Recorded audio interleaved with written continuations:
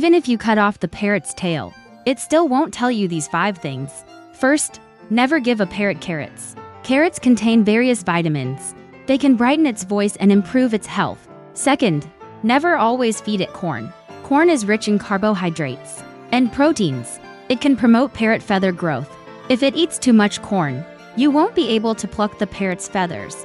Third, don't always feed the parrot plain millet. Eating only millet can meet its daily needs. Then those special nutritious feeds sold by merchants won't have any market. Fourth, when the parrot is small, you should feed it egg yolks. Egg yolks are extremely nutritious. After eating them for a while, it'll get as fat as a chick.